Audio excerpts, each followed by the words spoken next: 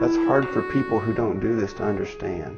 They think your identity, oh, that doesn't have to be your identity. That's not who you are. You're really Mike Wimmer who likes to paint pictures. No, I'm really an artist. I'm an artist. I'm a creative soul that can't stop. It is addictive.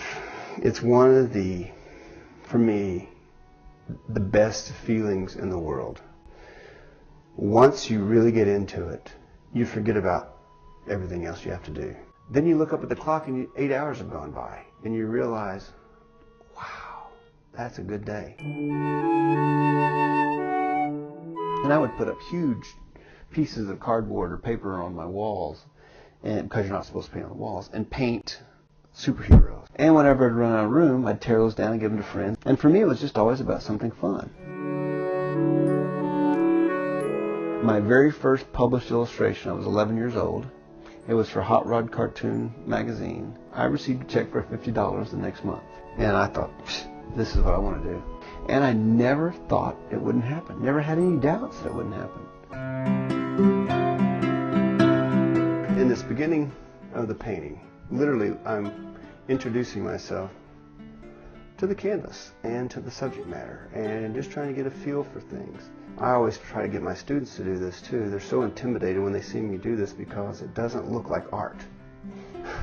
They expect every brush stroke to be a finished painting. And it will be finished. I would much rather, when I am painting a portrait, paint from life, react to his gestures, his little personal quips. I'll look at my reference here and I'm not going to copy that. What I have to remember is the part of me that responded to Mr. Headington. And what part of him is in my memory, not in my vision. And try to bring that out through the paint. Some will just see it as nothing more. That's a white guy with a red tie on. But others will, who know him, will respond to it as, oh, it captured his generosity, it captured his kindness, his smile.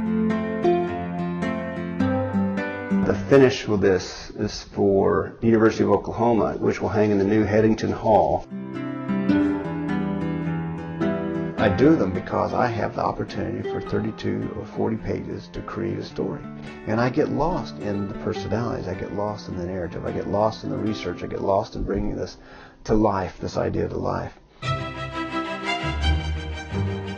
A children's book I did called All the Places to Love. I painted not only what the story was about, but my emotional response to being a father and the generational response. Because I used Eli and Lauren as the models again. I used my past experience as a child and as a grandchild and being raised on the Muskogee in the country, and all that came out. I know when I speak to kids at schools, it seems to be the Lion King.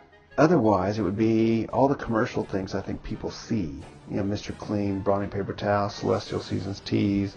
Those are the things that are probably considered the most successful artistically because they're just seen more. It would be, the paintings I did of my children every year for their birthday probably bring me some of the most joy. As an artist, as a father, you can't disconnect the two.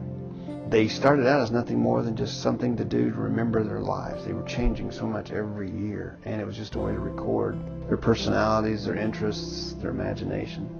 And it became a big part of me at the same time too. I still have them at that age to hold on to, even though now they're adults. And so I can look at those and immediately be taken back to that particular time and the emotional connection.